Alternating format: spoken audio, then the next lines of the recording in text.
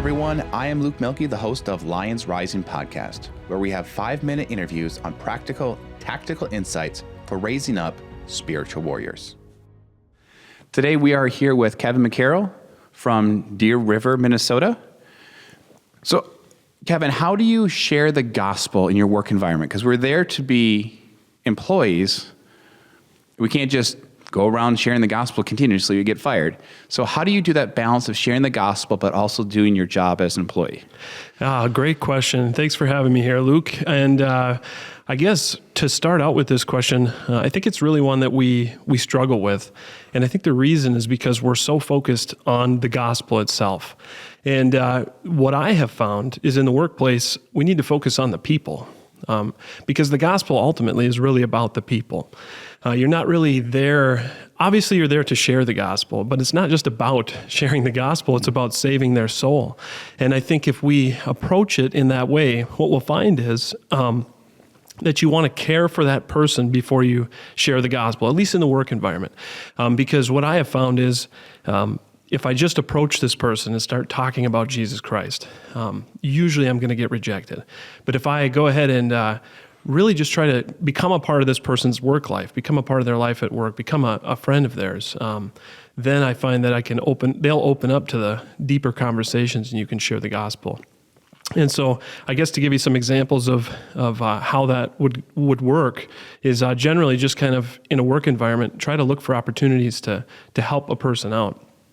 Come alongside them, and then if you have an opportunity to come alongside them, you don't just jump right into the gospel. Your purpose is to try to find a reason, find a way to actually care for them, and then let God and the Holy Spirit open up those windows of opportunity. Okay, so you said, look for them.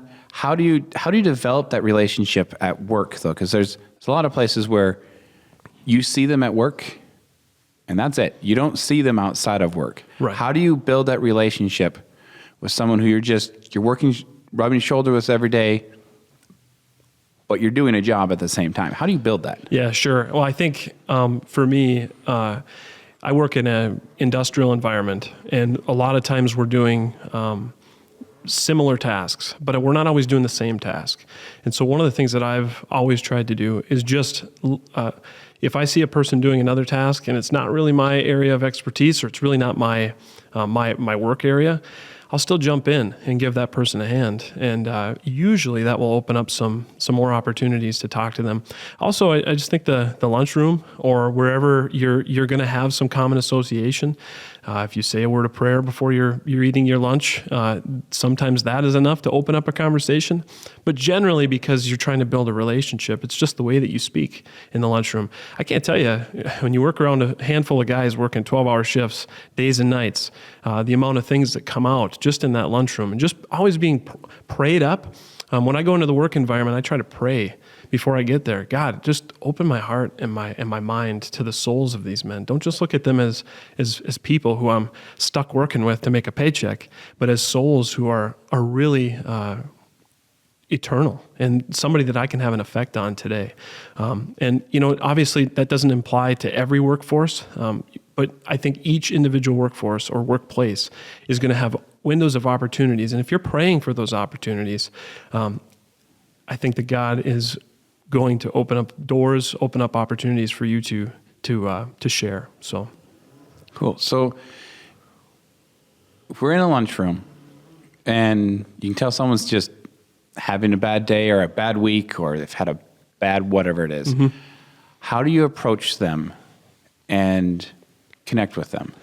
This is good. So, again, I think our focus needs to be people, and I think if our focus going into this is how am I going to share the gospel with them, I think it's the wrong approach. Now, obviously, that's our end goal. But when I see somebody who is clearly not having the best day, I just approach them with questions. Just be honest. And don't go in there asking a question to try to get a response that you're looking for, but go in there genuinely wondering, how are you doing? And you'd be surprised how many people will open up about the things that are really going on in their life. So for me, I try to think of, if I start out with, how are you doing?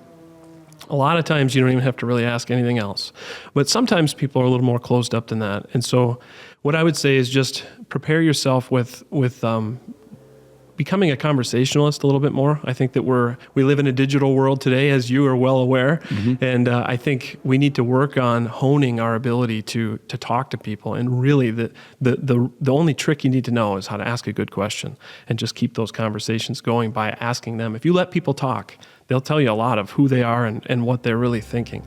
And then, generally speaking, you'll have an opportunity to really see their heart and hopefully have a chance to touch it. So, awesome. Thank you very much, Kevin. yeah, thank you. Thank you so much for listening today. We'd love to have you be part of a community. So if you hit that subscribe, that follow button, that would be awesome. We'd also love to be able to share with you our weekly emails at syncministries.org. Again, that's SYNC Ministries.org. You can sign up to our list and see all the exciting things that are coming down with SYNC Ministries. And while you're there, check out our merch. We have a lot of encouraging shirts and other merchandise that we'd love for you to be a part of, to be encouragement every single day.